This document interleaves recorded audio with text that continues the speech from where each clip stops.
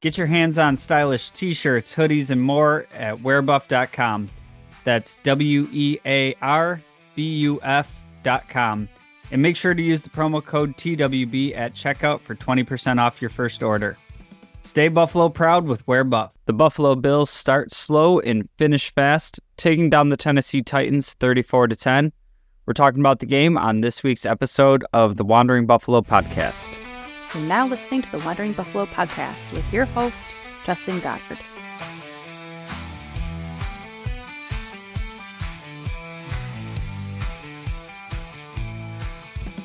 Bills Mafia, welcome into another episode of the Wandering Buffalo podcast, a show on the Buffalo FamBase podcast network. My name is Justin, and I will be your host. And today we are talking Bills-Titans, and I will start by saying that the first half of this game was not super enjoyable. The offense starting super slow, disappointing, super excited for Amari Cooper coming into the game, and his first target is a would-be first down, and he drops it, and it's just kind of, whew. Game started out stressful like that, and I'm sitting here thinking, we're in for this really long game, playing down to our competition type of thing that we've seen from the Bills in the past, and, you have that extra variable of Will Levis being out and Mason Rudolph coming in and, not really having prepared for Mason Rudolph, all these extra layers. And it's like, oh shit, is it going to be one of these games? The playing against a team with one win. Second half, on the other hand, super fun. The second half of the game flew by. It kind of felt like things started clicking into place, and we've talked a lot on this show about, even before the addition of Amari Cooper, how much new there is with this offense, and it goes, all the way from the offensive line through the skill positions. There's just not a ton of players that, have a lot of time on task in this offense, and even if we look back to Kincaid and Shakir last year, like, these are still super young players that, need to get their reps in with Josh Allen. And I will say that throughout the course of this game, as it was going and as these connections started happening, it started feeling like what we expect this offense to feel like to me. And hell, even had a bit of the everyone eats mantra going on throughout this one. And albeit it wasn't, the 9-10 players that we saw in the first couple weeks, but it wasn't like the offense being funneled through one player. And if the defense can shut down that player, it's a wrap. I personally, this is the everybody eats that I can get on board with. And I guess we'll just kind of dive right into it and start with the receivers. So there's a pretty even spread between the pieces that I would expect this offense to run through. Obviously, Amari Cooper being a new addition, he's had like 4 days with the team, whatever. I expect his target share to go up a bit. But when you look at, how it all shakes out, Kian Coleman had 7 targets, Amari Cooper 5 targets, Shakir 7 targets, Kincaid 6 targets, and there's some other ones sprinkled in there. A lot of people with 1 target, 3 targets. This is the everybody eats that I want to see, and that's your top 4 or so playmakers are kind of getting the ball evenly distributed to them. You can go to them in different situations. It's not like a 3rd and 8 situation and the defense can be like, they're going to go to Kincaid or they're not going to get anything. Love this. Love the way this wide receiver room starts shaking out when you bring in that, bona fide one in Cooper. It could have been somebody else, but to just kind of bump everybody down that half step and kind of change the expectations. We've seen Kian Coleman have, moments throughout his rookie season thus far. You kind of give him that little bump down the depth chart, change who's covering him a little bit, and he explodes for, 4 catches on 7 targets, 125 yards. He did have that 57-yard catch and run, kind of just a quick slant that he makes it happen. And, here's the knock on Coleman coming out of college is not having that top-end breakaway speed, right? I think his speed on that play would have been just enough to get there, but he did have a little bit of a stumble early on, and then, he gets awfully close. But I'll tell you this much, I don't think I need that extra speed burst. If you can get us from our own 10, 15-yard line to their 10, 15-yard line, and that's where you get stopped, I can live with that. He looked physical on that play. He looked like he had some juice to me. Can't say you'll never catch him, but it is what it is. I mean, he went out there, he made plays in a game that we're all tuned in on what Amari Cooper is going to do. The rookie stepped up and, had by far his best game as a pro thus far. And this isn't like a slouch of a Tennessee defense either. I would kind of expect this to be a little bit of Coleman's breakout game, and it almost feels like how Gabe Davis was able to succeed in, his first couple of years as an afterthought in this offense. And, at least for the defense's game planning.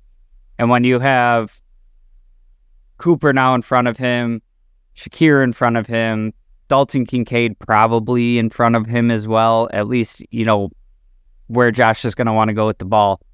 All of a sudden, you're the third, fourth option in this passing game. Coleman's going to make plays there, and it gives him time to develop. It gives him time to come along. It takes the pressure off, in situations where we need somebody to go get a bucket. It doesn't have to be, your rookie wide receiver matched up against an all-pro CB1 type deal. So super fun to see from Coleman, and it looked like Josh was kind of feeding him a little bit after that, 57-yard completion to try to get him to finish off the drive with a touchdown. Didn't get it, but super excited to see, the next steps of Coleman's development with this kind of new look wide receiver core. I already kind of mentioned Amari Cooper, 4 catches, 5 targets, 66 yards and a touchdown. He had a long reception of 27 yards, and saw this one on Twitter after the game. On Cooper's touchdown, it looked like he was lined up next to Coleman, and Josh audibles it, and it looks like, Cooper doesn't really know what the audible is, and that turns into a touchdown. That's just kind of something that you can end up getting out of a savvy veteran that's been playing the game at a high level for a long time. I don't really know what I'm supposed to do, but I'm going to go in, and, wins his route. Josh is able to get him the ball. Probably the first of quite a few touchdowns. Love the way this game started for Amari Cooper. Just kind of being in the building for 4 days, trying to work on chemistry with your quarterback. It's a strong performance for the first outing. And I did think that it was kind of funny. I heard somewhere during the broadcast, for as much as we were all ready to get Ken Dorsey out of town, he sent a gift back our way. Cooper said that, Dorsey having been here and going to Cleveland as the offensive coordinator and working with him there, a lot of the, scheming, terminology and stuff was similar. And Cooper said that helped him make a quick transition. So shout out Ken Dorsey. Khalil Shakir, just remaining one of my favorite players on this team. The efficiency that he has as a receiver, if the ball is targeted towards him, he catches it. And not only does he catch it, he produces after the catch. He gets tough yards for first downs. There's not like these marquee games where he's going for like 150 plus yards and 3 touchdowns like some of these top flight receivers in the league, but his efficiency is crazy. 7 catches, 7 targets, 65 yards. Like, I don't remember the last time I saw Khalil Shakir get targeted and not bring in the catch. Dalton Kincaid, 3 catches on 6 targets, 52 yards, and some big plays down the stretch. Particularly, he had the one on the sideline on like a 3rd and 18 that keeps the drive going. I think we've kind of over the last few weeks seen a little bit of an uptick in Dalton Kincaid, a little bit of different usage for him. He's getting down the field a little bit more. Josh is finding him. So that connection's really starting to click. Really love seeing that. And the guy delivering the ball, 21 of 33 today, 323 yards, 2 touchdowns. Was only sacked once. I believe he was only hit like 4 times. So shout out to the offensive line. 300-yard game from Josh. Would like to see this. Hasn't been, the most eye-popping stats for him in the last few weeks, but he getting it done.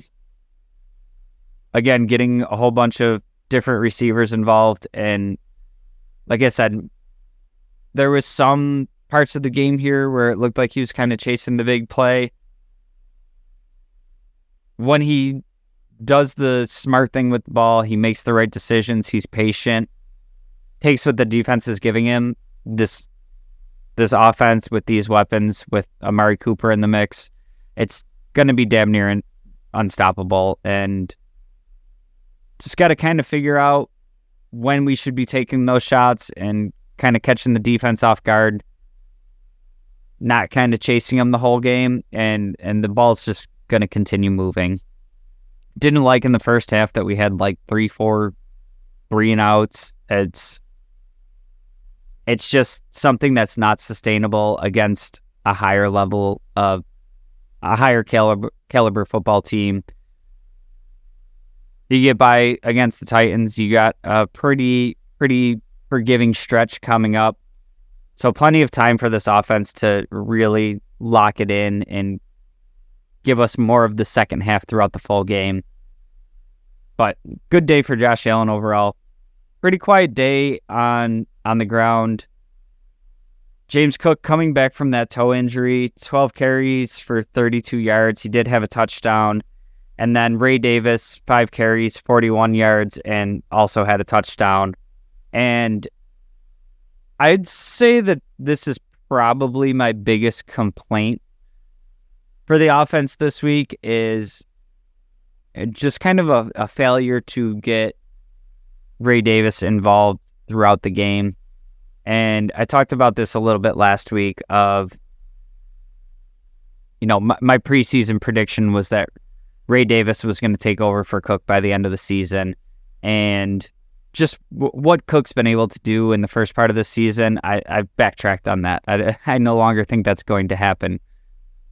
But I do think that the game that Ray Davis put together last week makes it really difficult for me to want to see him back on the shelf.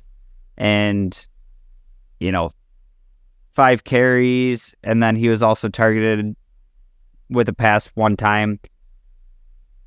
And I would just like to see a little bit more of that, a little bit more of Ray Davis, just kind of based on what he came in and did last week. And then in his limited opportunities this week, he also produced.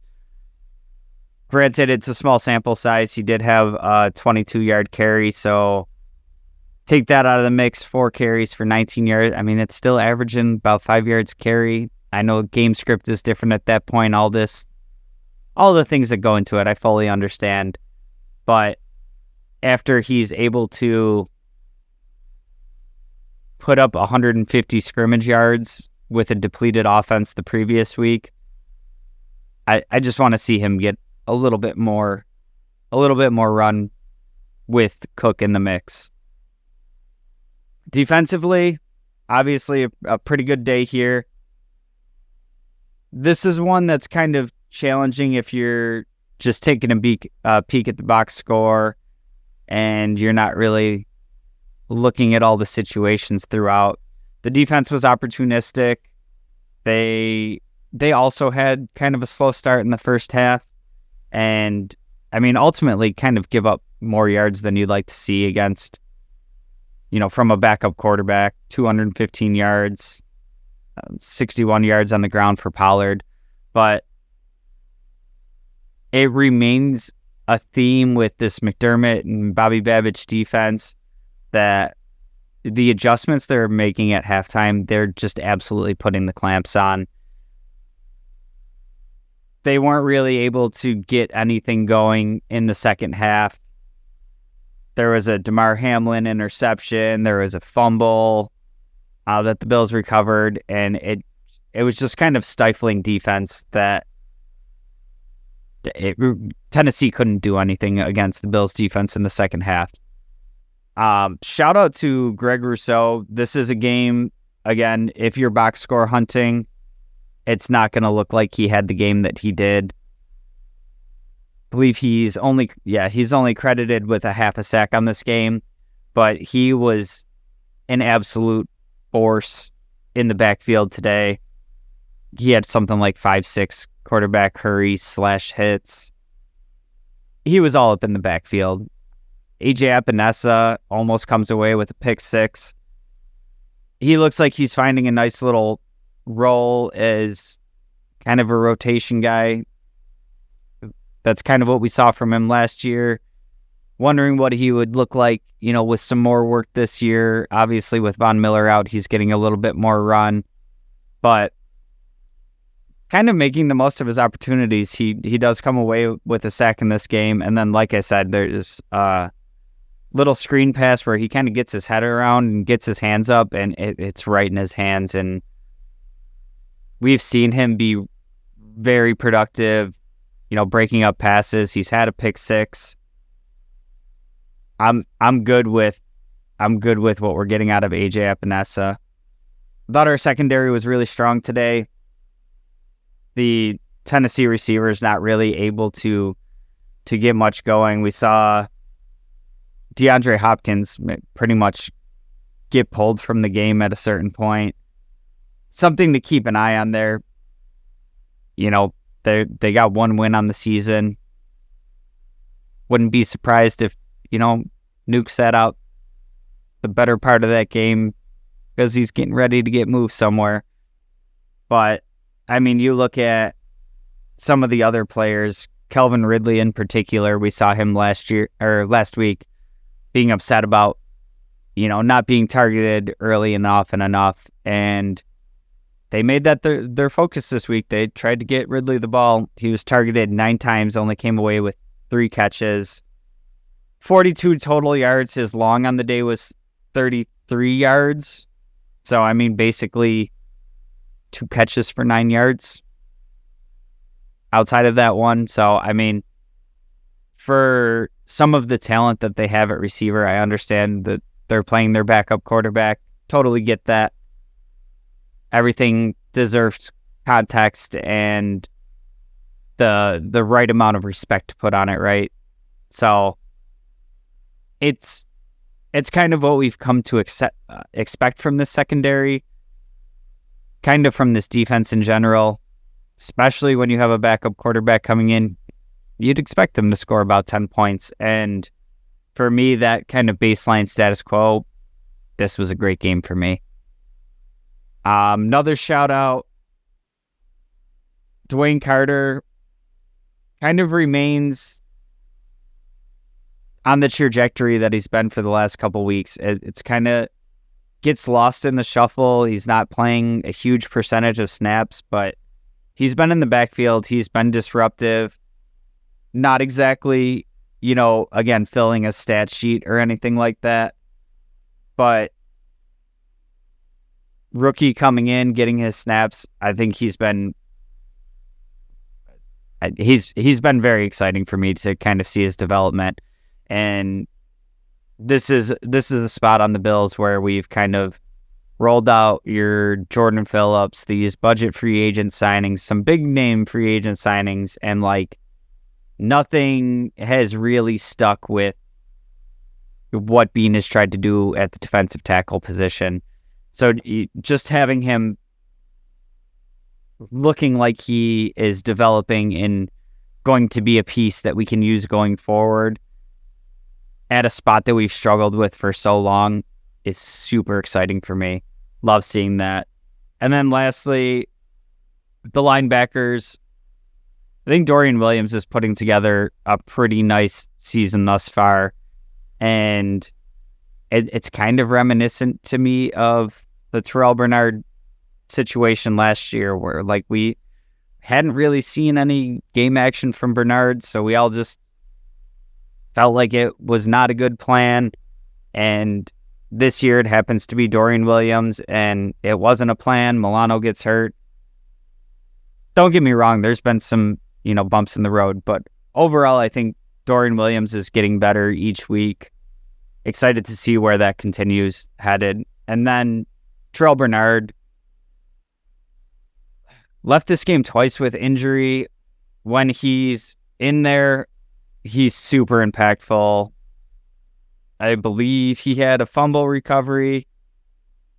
He's just disruptive. He's all over the field. He did not have fumble recovery.